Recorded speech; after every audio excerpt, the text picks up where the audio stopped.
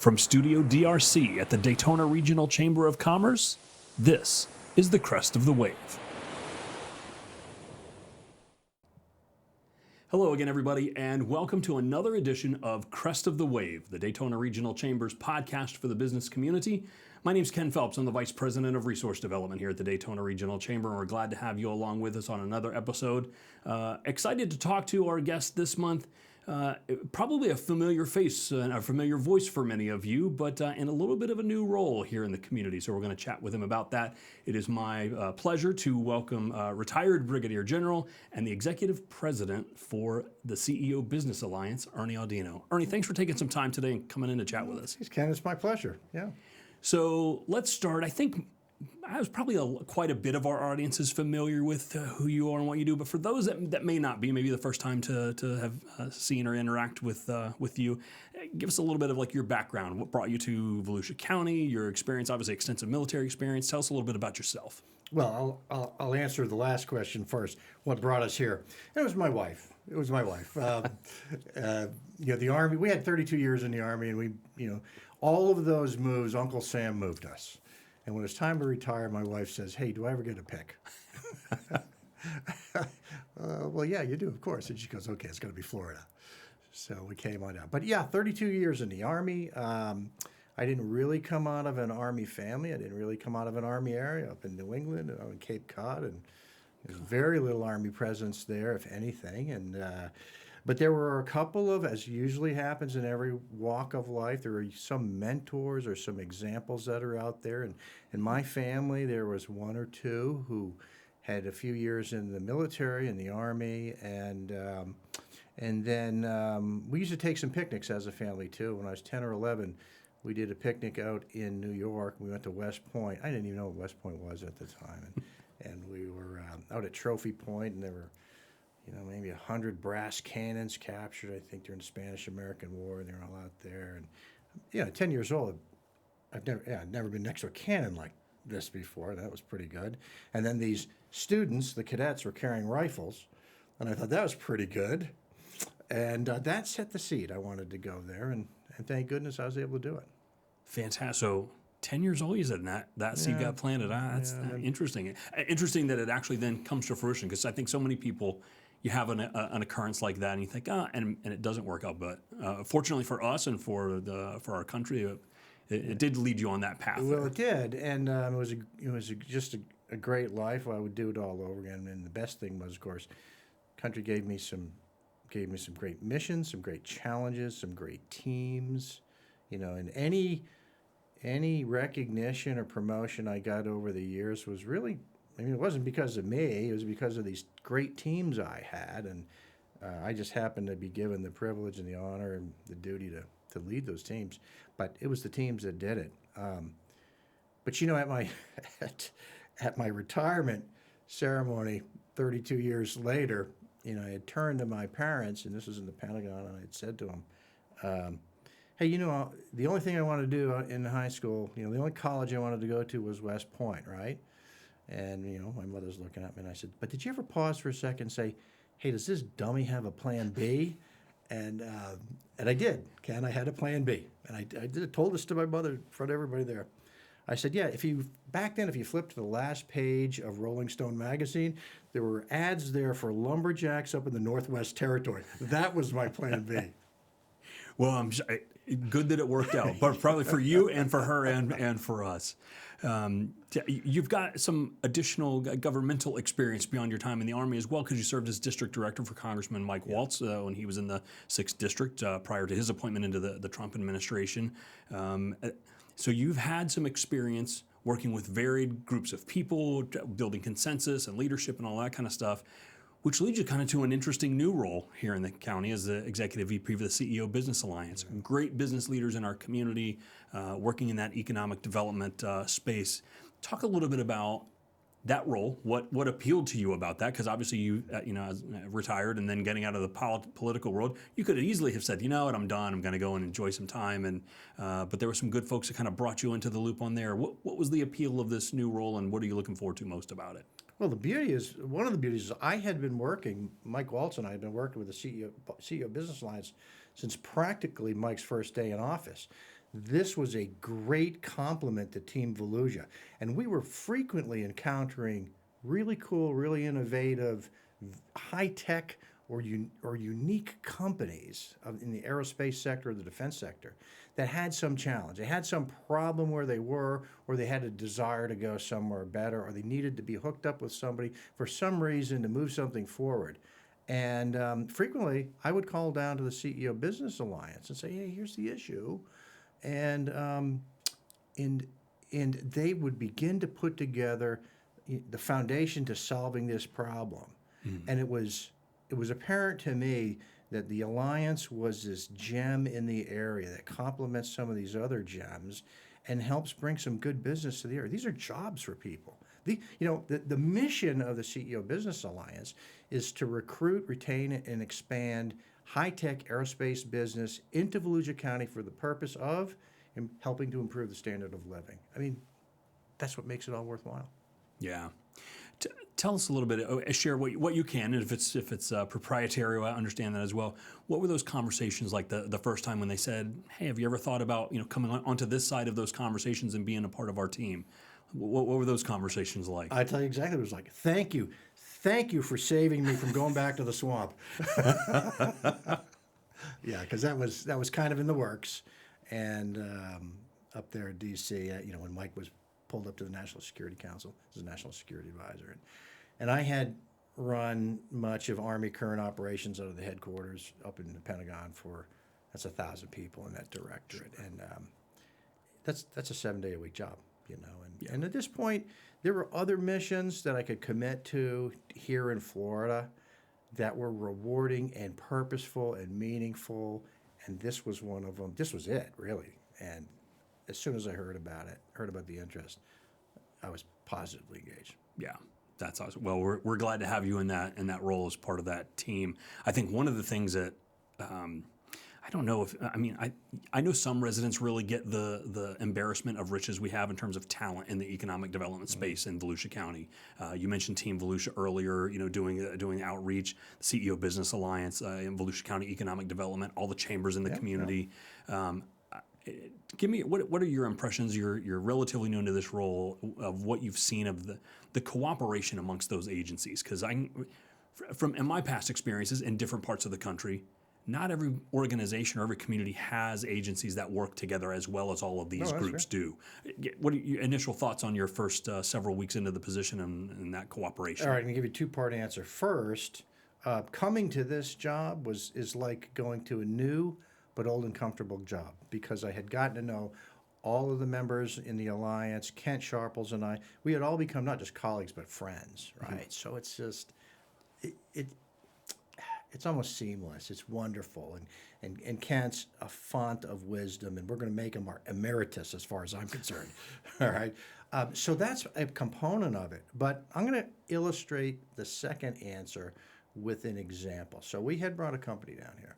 Very high-tech, unique capability across the globe. In fact, it's so unique and important, the Chinese are trying to buy this company. Thank goodness this company is run by a bunch of patriots. And they have a problem they're faced with where they are. They need to move someplace else. This came to us through kind of me and through our national networks. Mm-hmm. We said, well, come on down to Florida. We want to show you a few things. After a week of meetings down in this area had been set up across the board, okay, with members of Team Volusia, the academic community, the CEO Business Alliance, maybe a chamber member or two, probably a whole week. The two key guys, the CEO and his chief of staff, were walking out of the final building of the day, and I'm not sure they knew I was behind them. All right, but one turns to the other and says, "What just happened? We've never been welcomed like this." So Daytona really represents itself well. I don't think anyone needs to sell Daytona. If you know what I'm saying, it's Agreed. A matter of making it possible, solving the challenge to get here. Yeah. Talk a little bit about the focus on the high tech, because that's one of those things that, in our work here at the Daytona Regional Chamber, we have for many years now part of our work has been to help diversify our industry base. We're so heavily impacted on tourism, and it is a huge economic driver for our area. We're blessed to have the Daytona 500 here every year. The Speedway's such a gem, beautiful beaches, but we have the infrastructure, and we have. You mentioned the world of academia.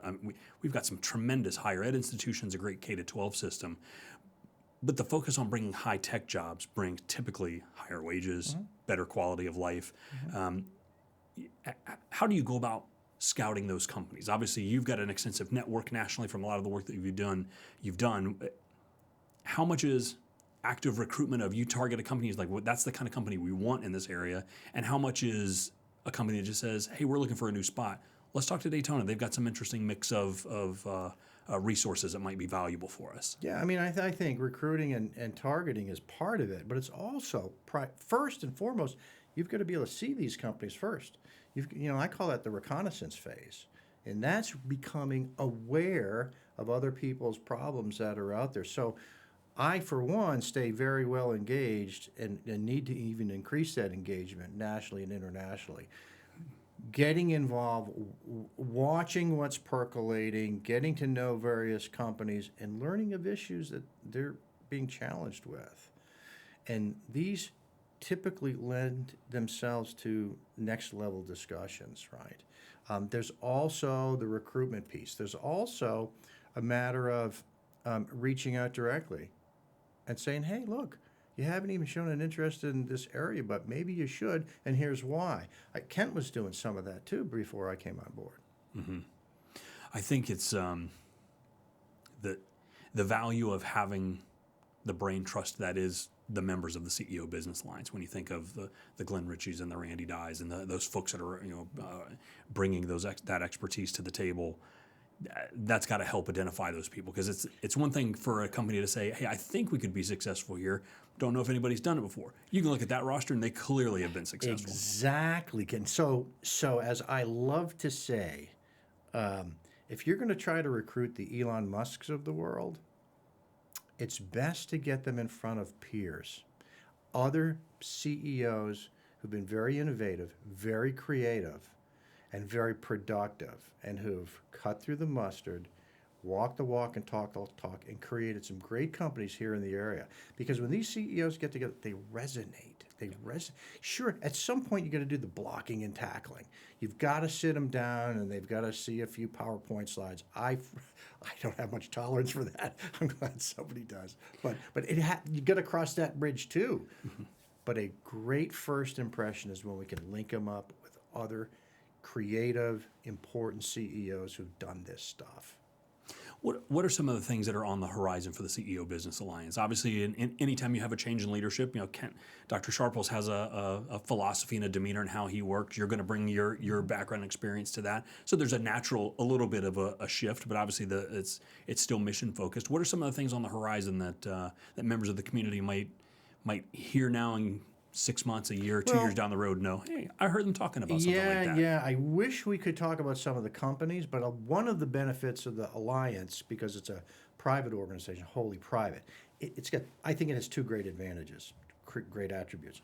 One, the CEO piece, the peer piece, which leads to a building of rapport, which in my opinion is one of the most important elements in getting things accomplished, is you've got to have that rapport amongst teammates, and teammates who don't even work for you. You don't even have any official authority over them whatsoever, but you've got this rapport, right? That's gold in the mine. So you got this piece, but you also have this promise of confidentiality. So these companies typically don't want their peers, their competitors, learning about their plans. They don't want somebody else jumping on this new great opportunity.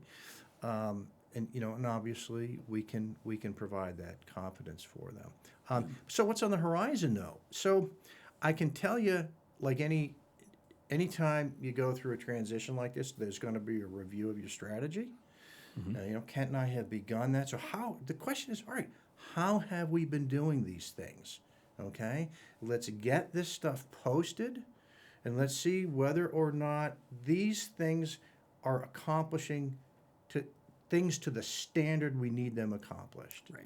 And if not, we'll make some tweaks and what have you. So we're going through a strategy review, and that will probably generate some changes. But I'm not the kind of guy who walks in. There's two types of new leaders, right? This guy who walks in and instantly is just going to change everything for the sake of changing it, right? I mean, going to put their stamp on it. That's a way. I guess it's more about you than it is about the mission. The least important guy on the team is the leader. He's the least important guy. The other way is the guy who comes in, does an assessment, does a review. Because look, the organization before you got there has been doing okay. Yeah. It's been managing to move along, right? So there's definitely goodness there, and we want to capture that and enable it for further goodness. All right, can you share, and it's okay if you can't, can you share any of what are some of the targeted sectors that we're looking at? I mean, you mentioned high tech, and that could be a really broad range. Are there particular areas that Daytona Beach has resources to help draw? Yeah, well, don't take it from me. There was the Bryce study. Was that done several years ago on this area, which identified small satellites as one of small satellite production, design, innovation as one of the industries that could be very well placed here, right? Small, and so when you start with something like that, that has second and third order industries and business lines associated with that. I would say semiconductor production is not out of the question.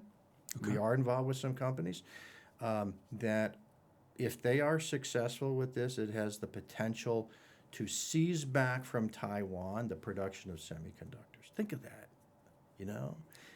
Great book to read is Chip Wars. Read Chip Wars. Okay. I would never have thought the history of the world's semiconductor industry could be riveting, Ken. Okay, but it is. Yeah. To see how the competitive advantages were lost to the United States in different aspects of semiconductor, i.e. the chip world, and how they percolated across the world, and now much of it, not all of it, thankfully, resides over in Taiwan. China has got its own hooks into this, but it's not really dominant there yet, but they want to be dominant. So there's that. There's various launch companies, hybrid engines, horizontal launch, energy production companies. So I guess I could talk about it like that without getting too specific. And that's a pretty good variety of jobs that open up opportunities for residents of all sorts of backgrounds. And they need everything from engineers to a qualified workforce, qualified high-tech fabricators. We've got a great relationship and great resources. Right over there at the Advanced Technology Center over at Daytona Absolutely. State, right here at Embry-Riddle. And look at the incubator they've got over there, the business incubator. Tour that and see some of those great success stories. Yeah. There's one or two over there I love running around and talking about. And I had nothing to do with those guys. Absolutely. But it's also proof of concept of the area for a high-tech company to be able to launch, grow, succeed, and thrive. So really appreciate you taking some time to come in and talk about the CEO Business Alliance, your new role. Wish you great success. One of the last questions I would ask you is, what would be some things that the business community could do to help support the efforts of the CEO Business Alliance, even if they're not necessarily directly involved? But what can we do to help support your efforts, that of the Alliance? I'd look at it like this. I mean, what do we do to better help the creation, sustainment, and enhancement of high-tech business in the area? It's a team sport, Sure. Don't be surprised if you don't see me at nearly every chamber meeting. Obviously, I can't do that, but I'll be trying.